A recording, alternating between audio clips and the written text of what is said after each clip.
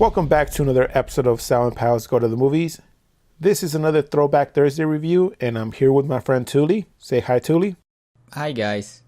And today we're going to be reviewing Rambo: First Blood from 1982 with Sylvester Stallone. And just a fair warning, there's going to be spoilers up ahead, so you've been warned. Former Green Beret John Rambo is pursued into the mountains surrounding a small town by a tyrant sheriff and his deputies, forcing him to survive using his combat skills. So let's start this review off by saying Rambo is one of the guys I grew up with when I was a kid. He was the badass that, he can take on an army by himself. But First Blood was not the first movie I saw when I was a kid. I actually started off with the later series. I went backwards, going back to review the origin of Rambo. Nowadays, it's kind of a nostalgia for me. So I'm going to start off by saying that this movie might get a little higher rating for me because it's one of my childhood movies that I grew up with, or series that I grew up with, shared with my father. But this movie, to me, it basically had really good action. Other than that, what I can talk about is that I actually, now that I saw it as a grown-up, I see the social commentary of how vets return from war. And he even said it in the movie. He got spit at and called a baby killer at the airport. And who are these people to judge him that have not lived what he's lived or seen what he's seen? And to me, nowadays, it's a bigger impact on me because we have war veterans now coming back and they can't really easily adapt into society, and sometimes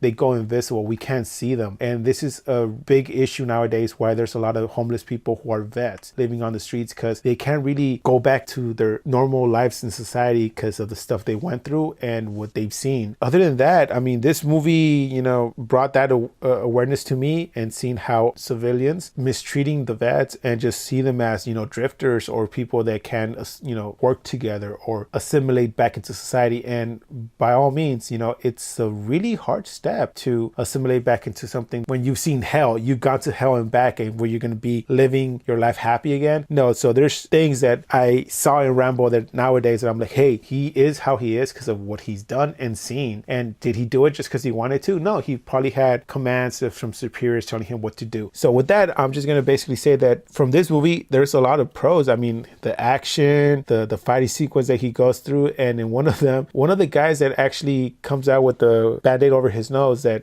says that he broke his nose, it actually happened in the movie. And the same thing happened in the novel. So it's kind of this weird thing that I looked up and I'm like, wait, if it was written in the novel but it happened in an accident in the movie but it still holds true to the novel, is it still canon kind of thing? Like if it was done by accident but it was actually written in the novel, is that still legit? I like the sequence in the mountains, how he was surviving. It showed how he started scavenging, making his own weapons and stuff from bare tools while the other deputies were chasing him. And they thought they had him surrounded. And I like the line of his colonel replying to the question of the sheriff saying, like, we have 200 men. Do you think it's not a win-win situation? And he says, well, with 200 men, you should bring one more thing. He's like, what? A lot of body bags. So hinting at that Rambo is a one-man army. He's a badass. And I liked how we saw him from the beginning, as a innocent person just minding his own business to becoming what he was at the end of the movie. He just was loose, crazy, and then at the end, the conversation he has with his, colonel saying, like, I just can't shut it off. And that small bit about him being at the bar with his friend when the kid comes up and, says, shoe shine, and it was a bomb. And he says that he had his friend all over him and he's trying to put him back together. And that image is painted in my mind saying like, wow, this is like him struggling to put his friends back together and said, I can't find your legs. To me, that kind of had a bigger impact now that I'm older than when I was a kid. Because when I saw it as a kid, I just wanted to see action, like him, in the mountains with guns, shooting everybody. For cons, I really can't see much except that I believe there's stuff in the novel that are darker than in the movie. So I would have wanted to see some of that in the movie. But I know that in the 80s, there was limited things they could actually put into movies and stuff like that. So with that, I'm going to send it to Touly and see how he saw this movie. So just like Sal, I did grow up watching Rambo with Sylvester Stallone and a lot of these action / comedy types of films. I mean, less on Sylvester Stallone. I guess action comedy would be more like the Arnold Schwarzenegger film that Sal and I actually reviewed a while back, Commando, which had a lot of cheesy lines and stuff and action sequences. Not to say that Rambo First Blood here didn't have any cheesy lines in there, but not to the degree of like an Arnold Schwarzenegger film. But I just wanted to point that out because I am biased as well in that retrospect, because I grew up watching these guys, and I cared, again, very much to what Sal said, more about just the action. Just seeing this guy just defending himself, wrecking havoc, being one man wrecking crew, and the sheer literacy that 200 men, as the line went, can't take this one guy down himself, because he is so skilled. I pretty much judge it from that perspective, the film, or films like this that came out back in the 80s or 90s, these over-the-top action flicks starring, in this case, Sylvester Stallone. And unless you weren't fully aware of the persona of John Rambo and his experience in the war, and how in reality too is a reflection of what war veterans go through and some of the challenges they come across when they come back home, as Sal also mentioned at the beginning of this podcast review,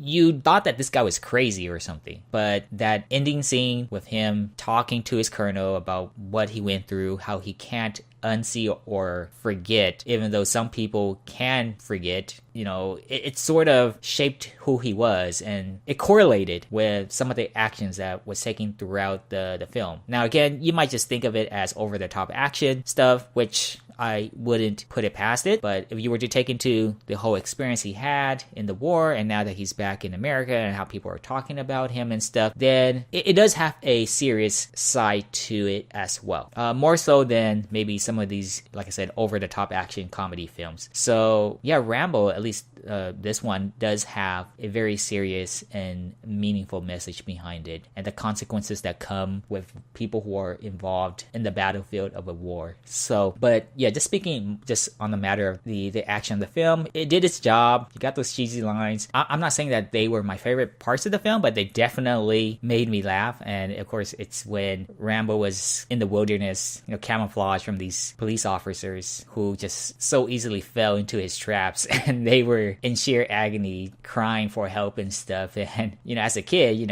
I was like, take that. Why would you do that to a guy like them? He's a good person. He just wanted to go have dinner, but you rode him out of town. How could you treat him so badly and stuff like that? So it was just funny seeing those guys get snared up the way they did. And I just wanted to bring this up. Is it just me, or do you guys find it weird that you always get main characters in these sort of films always busting into like some sort of gun shop and grabbing whatever they want to do to exploit their current situation or get out of or whatever? I just find that so again, it's unbelievable. At the same time, you sort of don't look beyond that too, because you're like, hey, it is what it is. They're trying to set up for something, so we'll just let it rock. So you do get a scene like that in this Rambo film as well. But I just wanted to throw that out there because it is sort of like a trend that I have noticed, particularly in the ones that we have reviewed on Sal's podcast. So it just, at least at the very minimum,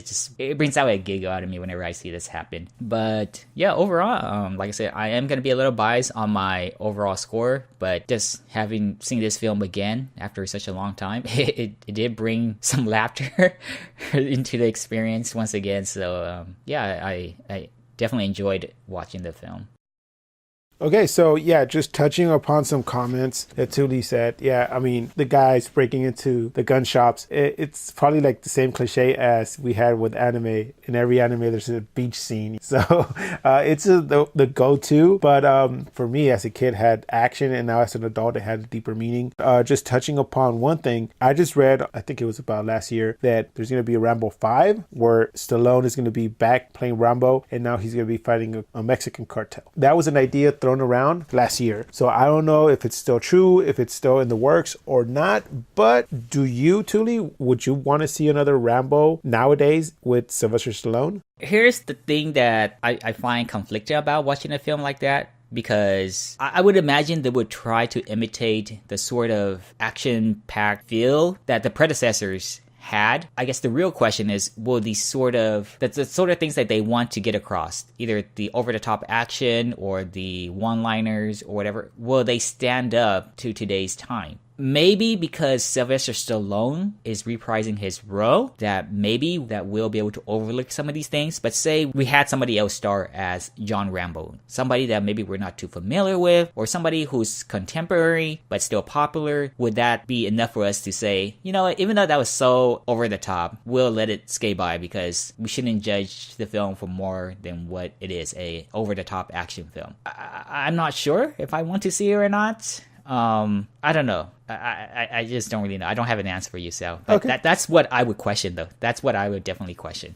Yeah, I mean, I think I kind of share the same ideas with you. I'm not really sure if I want to see the guy I grew up with when I was a kid reprising the role. The same thing he was doing in the Rocky movies recently. He did step down in Creed 2, like, you know, just being the trainer and stuff like that in the Creed series. You know, that's why it's called Creed instead of Rocky. But I think the new Rambo movie, the title that they were hinting at was Rambo New Blood instead of First Blood. So New Blood to me feels like there's going to be somebody else coming in and taking over, you know, the Rambo. You know, instead of just him, he's going to be like somebody that he's working with. And to me, I don't know if it's the same thing that he was doing with Rocky by passing on the torch to the son of Creed. So with that, like you said, I don't know. I don't know how to feel about this. So until we don't hear any more news about this, I'm just going to put it like in the file that, like, you know, this is not in the works. So yeah, so with that, I'm going to ask Touly for his final grade. I am giving this movie a 7.5 out of 10.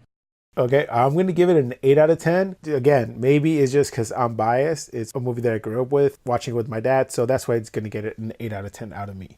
So I guess that does it for this review of Rambo First Blood. Please join us next time when we review the movie Bullitt.